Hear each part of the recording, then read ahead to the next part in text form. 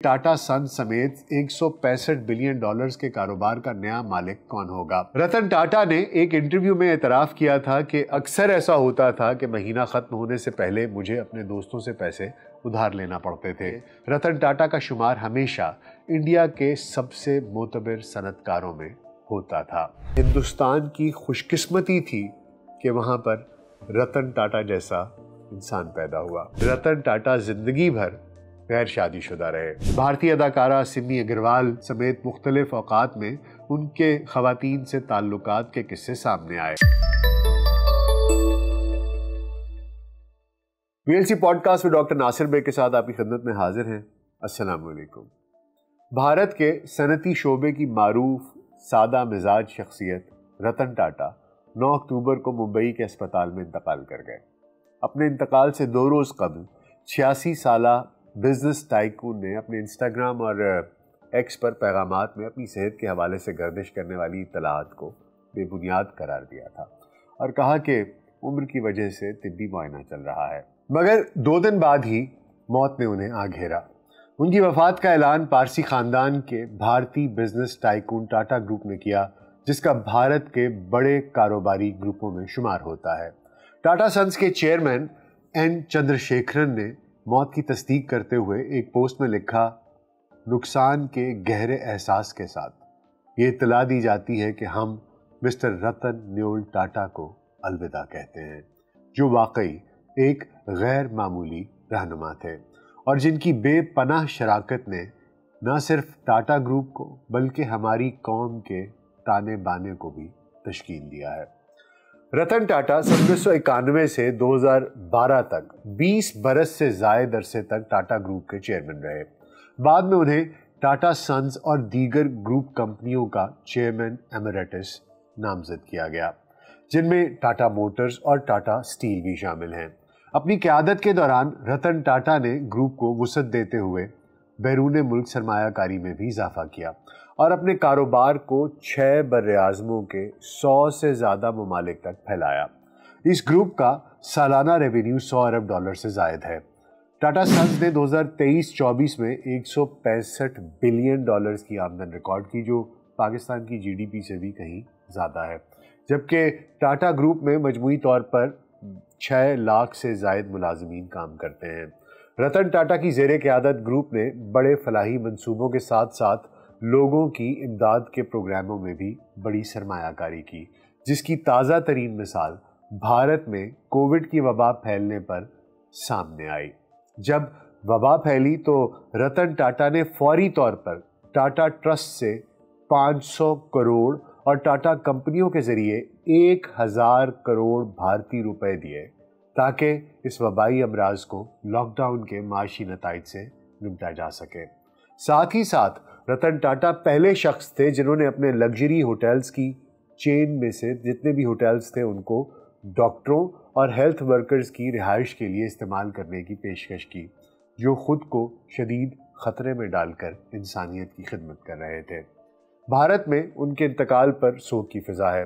भारतीय वज़ीर आज़म नरेंद्र मोदी ने सोशल मीडिया प्लेटफॉर्म एक्स पर रतन टाटा के लिए पोस्ट किए गए अपने ताज़ियती पैगाम में लिखा है कि वो दूरअंदेश कारोबारी रहनुमा होने के साथ साथ एक मेहरबान रूह, इंतहाई नफीस और गैर मामूली इंसान भी थे। मोदी का मजीद कहना है कि उन्होंने भारत के सबसे पुराने और बावकार कारोबारी घराने में से एक को मुस्तहकम क़यादत फराहम की। उनका ताउन बोर्ड रूम से भी सबकत ले गया। भारतीय हुकूमत ने रतन टाटा की आखिरी रसूमात सरकारी एजाज़ के साथ करने का ऐलान भी किया है। आज के वीलॉग में रतन टाटा की सादगी और इनफरादियत से भरपूर ज़िंदगी के तफसीली जायजे से पहले आपको भारत के टाटा ग्रुप के क़याम और मुख्तलिफ कारोबारी सरगर्मियों से आगाह करेंगे, जिसके बाद बताएंगे कि रतन टाटा ने इस ग्रुप की सरबराही संभालने के बाद इसके कारोबार, दौलत और समाजी बहबूद की सरगर्मियों को कैसे और कितनी वुसअत दी। रतन टाटा की ज़िंदगी में सादा लोही, मेहनत और लगन के कुछ वाक़यात का भी तज़किरा करेंगे। शुरू करते हैं टाटा ग्रुप के क़याम के क़िस्से से, जिसके मुतालिक कहा जाता है कि 19वीं सदी के आखिर में टाटा के बानी जमशेद जी टाटा को मुंबई के एक महंगे होटल में उनकी जिल्द की रंगत की वजह से दाखिल होने से रोक दिया गया। जमशेद जी पर इस वाक़े का बहुत गहरा असर हुआ और उन्होंने फैसला किया कि वो इस होटल से बेहतर होटल बनाएंगे जिसमें हिंदुस्तानी शहरियों को भी आने की इजाज़त होगी। यूं सन 1903 में मुंबई के साहिल पर ताज होटल का कयाम अमल में आया। यह शहर की पहली इमारत थी जिसमें बिजली, अमेरिकन पंखे और जर्मन लिफ्टों जैसी सहूलियात फराहम की गई थी। और इसमें सबसे खास बात यह थी कि इसमें अंग्रेज खानसामे काम करते थे। अब इसकी शाखें इंडिया, अमेरिका और बरतानिया समेत 9 ममालिक में हैं। जमशेद जी के हिंदुस्तान की तरक्की के नजरिए को हिंदी लफ्ज स्वदेशी से ही समझा जा सकता है, जिसका मतलब है कि अपने मुल्क में बना हुआ। और यही ख्याल 19वीं सदी के अवाइल में हिंदुस्तान की आज़ादी की तहरीक का हिस्सा बना। इनका सबसे बड़ा ख्वाब स्टील का कारखाना बनाना था, लेकिन वो इस ख्वाब की ताबीर से पहले ही वफात पा गए। लेकिन फिर उनके बेटे दारब जी ने उनकी वफात के बाद अपने वालिद का ख्वाब पूरा किया और सन 1907 में टाटा स्टील ने पैदावार शुरू कर दी। और इस तरह हिंदुस्तान एशिया का पहला मुल्क बन गया जहां स्टील का कारखाना था। इस कारखाने के गिर्द एक शहर आबाद हुआ जिसे जमशेदपुर का नाम दिया गया और ये आज इंडिया की स्टील सिटी के नाम से जाना जाता है। फरवरी 1911 में लूनावाला डैम का संगे बुनियाद रखते हुए उस वक्त के टाटा ग्रुप के सरबराह सर दौरब जी टाटा ने अपने वालिद जमशेद जी टाटा के नजरियात के बारे में बात की थी, जिन्होंने सन 1868 में टाटा कंपनी की बुनियाद रखी थी। ये अब 10 वर्टिकल्स के साथ 30 कंपनियों का ग्रुप है और 6 बर्रे-आज़मों के 100 से ज्यादा ममालिक में अपनी खिदमत पेश कर रहा है। जमशेद जी ने अपने बेटे दोराब को एक सनती शहर तामीर करने की हिदायत दी थी और एक खत के जरिए उसके कुछ खद्दोखाल बयान किए थे। वो खद्दोखाल क्या है आपको बताए देते हैं। जमशेद जी ने लिखा था कि इस शहर की सड़कें कुशादा होनी चाहिए, इसमें दरख्त, खेलों के मैदान, पार्क और मजहबी इबादतगाहों के लिए भी जगह मखसूस होनी चाहिए। दोराब जी टाटा ने कहा था कि मेरे वालिद के लिए दौलत का हुसूल सिर्फ एक सानवी चीज थी। वो इस मुल्क के लोगों की सनती और फिक्री हालत को बेहतर बनाने को अवलियत देते थे। और यह कि उनके वालिद ने अपनी जिंदगी में वक्तन फवक्तन जिन मुख्तलिफ इदारों को शुरू किया, उसका बुनियादी मकसद हिंदुस्तान का इन 2 बुनियादी अहम पहलुओं में तरक्की ही था। कंपनी की वेबसाइट पर उनके मिशन के तौर पर यह दर्ज है कि इन कंपनियों का कयाम दुनिया भर में मुख्तलिफ बिरादरियों के मेयार जिंदगी को बेहतर बनाना है। इसीलिए टाटा ने किसी कानूनी पाबंदी के बगैर खुद ही अपने मुलाजिमीन की बहबूद के लिए पॉलिसियां मुतारिफ कराईं, जिनमें सन 1877 में पेंशन, सन 1912 में काम के 8 घंटे के औकात और सन 1921 में मां बनने वाली खवातीन के लिए मराहत शामिल थी। टाटा खानदान के एक और फर्द जहांगीर टाटा सन 1938 में 34 साल की उम्र में कंपनी के चेयरमैन बने और तकरीबन निस्फ सदी तक इस ओहदे पर फाइज रहे। उन्हें सनतकार बनने से ज्यादा पायलट बनने का शौक था। उन्होंने हिंदुस्तान की पहली हवाई डाक सर्विस शुरू की और अक्सर डाक के साथ साथ मुसाफिरों को भी ले जाया करते थे। बाद में टाटा एयरलाइन के नाम से ये इंडिया की पहली एयरलाइन बन गई, जिसका कुछ अरसे के बाद नाम तब्दील करके एयर इंडिया कर दिया गया। हुकूमत हिंद ने टाटा ग्रुप के सरबराह JRD टाटा को एयर इंडिया का चेयरमैन बना दिया और सन 1978 तक वो इस ओहदे पर फाइज रहे।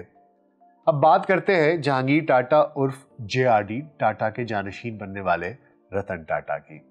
रतन टाटा 28 दिसंबर सन 1937 को मुंबई में पैदा हुए थे। उनके वालिद का नाम रोल टाटा और वालिदा का नाम सोनी टाटा था। रतन की उम्र सिर्फ 10 साल थी जब उनके वालिदैन में तलाक हो गई। रतन जब 18 साल के हुए तो उनके वालिद ने एक स्विस खातून सिमोन डोनियर से शादी कर ली। दूसरी तरफ उनकी वालिदा ने तलाक के बाद सर जमशीद जे भाई से शादी की। इसीलिए रतन की परवरिश उनकी दादी लेडी नवाज बाई टाटा ने की। सिर्फ 17 साल की उम्र में रतन टाटा ने न्यूयॉर्क अमेरिका की कॉर्नेल यूनिवर्सिटी में पढ़ना शुरू किया और यहाँ से आर्किटेक्चर और इंजीनियरिंग में डिग्री हासिल की। लॉस एंजलिस में उनकी अच्छी नौकरी और एक शानदार घर था, लेकिन अपनी दादी और जे.आर.डी. टाटा के इसरार पर उन्हें इंडिया वापस आना पड़ा। सन 1962 में ग्रेजुएशन करने के बाद वो सबसे पहले टाटा कंपनी में बतौर असिस्टेंट शामिल हुए। रतन टाटा ने अपने करियर का आगाज जमशेदपुर से किया था। उन्होंने टाटा इंजीनियरिंग और लोकोमोटिव कंपनी में 6 माह की ट्रेनिंग ली, जिसे अब टाटा मोटर्स के नाम से जाना जाता है। उन्हें टेस्को के इंजीनियरिंग डिपार्टमेंट में भेज दिया गया। यहाँ उन्होंने बतौर टेक्निकल ऑफिसर काम किया। रतन जमशेदपुर में 6 साल तक मुकीम रहे, जहाँ उन्होंने शुरू में अपनी इंटर्नशिप एक दुकान में फ्लोर वर्कर के तौर पर नीले रंग का लिबास पहनकर की। इसके बाद उन्हें प्रोजेक्ट मैनेजर बना दिया गया। बाद में वो मैनेजिंग डायरेक्टर S.K. नानूती के स्पेशल असिस्टेंट बन गए। उनकी मेहनत और कारोबारी लगन के बारे में जानने के बाद जे.आर.डी. टाटा ने उन्हें वापस मुंबई बुला लिया। उन्होंने 1 साल तक ऑस्ट्रेलिया में काम किया। जे.आर.डी. ने उन्हें खसारे में चल रही कंपनियों सेंट्रल इंडिया मिल्स और नीलकू को बेहतर बनाने की जिम्मेदारियां सौंपी। वहां कामयाबी देखते हुए उन्हें सन 1981 में टाटा इंडस्ट्रीज का सरबराह बना दिया गया। टाटा सन्स के चेयरमैन जे.आर.डी. टाटा ने जब सन 1991 में अपने ओहदे से रिटायर होने लगे तो उन्होंने रतन टाटा को अपना जानशीन नामजद किया। बिलाखिर उन्होंने सन 1991 में अपने पेशरो जे.आर.डी. टाटा की मौत के बाद ग्रुप की क़यादत संभाली। इनकी सवाने निगार के.एम. लाला का कहना है कि जे.आर.डी. नानी पालखीवाला, रूसी मोदी, शाहरुख सबवाला और H.N. सेठना में से किसी को भी अपना जानशीन बनाने का सोच रहे थे। खुद रतन टाटा का ख्याल था कि इस ओहदे के 2 अहम ओहदेदार पालखीवाला और रूसी मोदी होंगे। इसीलिए जब रतन टाटा 25 मार्च 1991 को ग्रुप के चेयरमैन बने तो उनके सामने पहला चैलेंज ग्रुप के 3 अहम अफराद दरबारी सेठ, रूसी मोदी और अजीत थे, जो हेड ऑफिस की मदाखलत के बगैर कंपनियों में काम कर रहे थे। रतन टाटा की कारोबारी जहानत शुरू के बरसों में ज़्यादा नुमायां न रही, ताहम उनकी काम में लगन का अंदाज़ा इंडियन एयरलाइन के एक सर्वे से किया जा सकता है, जो सन 1992 में दिल्ली से मुंबई की परवाज़ों के अमले से किया गया, जिसमें पूछा गया कि अमले को सबसे ज़्यादा मुतासिर किस शख्स ने किया। इस सर्वे में सबसे ज़्यादा वोट रतन टाटा को मिले। मुलाजिमीन ने बताया कि वो वाहिद VIP मुसाफिर थे जो अकेले सफ़र करते थे। उनका बैग और फाइलें उठाने के लिए उनके साथ कोई मुलाजिम नहीं होता था, और जैसे ही जहाज़ रनवे छोड़कर टेक ऑफ करता वो खामोशी के साथ अपना काम करना शुरू कर देते। वो फ़िज़ाई मेज़बानों से बहुत कम चीनी वाली ब्लैक कॉफ़ी तलब करने के आदी थे, और कॉफ़ी पसंद ना भी आती तो कभी एयर होस्टेस को नहीं डांटते थे। रतन टाटा ने साल 2000 में चाय के बरतानवी ग्रुप टेटली को खरीद कर कारोबारी दुनिया को हैरान कर दिया। यह आज दुनिया की दूसरी सबसे बड़ी चाय की कंपनी है। इसके बाद उन्होंने यूरोप की दूसरी सबसे बड़ी स्टील मैन्युफैक्चरिंग कंपनी को खरीद लिया, जिसका नाम कोर्स था। टाटा ग्रुप का ट्रक भारत में ड्राइवर्स का पसंदीदा है, इसीलिए आपको अक्सर ट्रकों के पीछे ओके टाटा लिखा नजर आता है। 2009 में उन्होंने सस्ती नैनो कार की नुमाइश की, जो आम लोगों को 1 लाख रुपए में दस्तयाब थी, जिसे 10 साल बाद तकनीकी वजूहात की बुनियाद पर बंद कर दिया गया।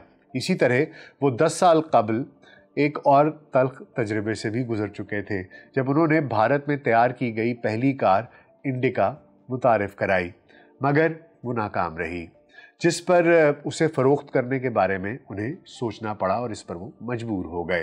ताहम इस अमल के दौरान अमरीकी शहर डेट्रॉइट में फोर्ड कंपनी के बिल फोर्ड की तंजिया गुफ्तगू ने उन्हें बहुत मुतासर किया, और वो बात मुकम्मल किए बगैर डील किए बगैर ही वापस आ गए। ताहम एक ही दिहाई बाद सूरत हाल पलट गई और 2008 में फोर्ड कंपनी ने माली बहरान का शिकार होने पर बरतानवी लग्जरी ब्रांड जैगवार और लैंड रोवर को फरोख्त करने का फैसला किया और रतन टाटा ने इन दोनों मशहूर ब्रांड्स को 2.3 अरब अमरीकी डॉलर्स में खरीद लिया। ताहम पुरानी तलखी की बुनियाद पर रतन टाटा का ये फैसला ज़्यादा सूदमंद साबित ना हुआ, लेकिन ये कंपनी जैगवार और लैंड रोवर की कारें तैयार करती है, जबकि इनकी कायम करदा टाटा कंसल्टेंसी सर्विसेज का दुनिया की मारूफ सॉफ्टवेयर कंपनियों में शुमार होता है। इसीलिए रतन टाटा का शुमार हमेशा इंडिया के सबसे मोतबर सनतकारों में होता था, जिन्होंने पूरी दुनिया की कारोबारी बिरादरी पर अपना नक्श छोड़ा। इन्हें 2008 में भारत की जानिब से दूसरे बड़े सिविल अवार्ड पद्म भूषण से भी नवाजा गया था।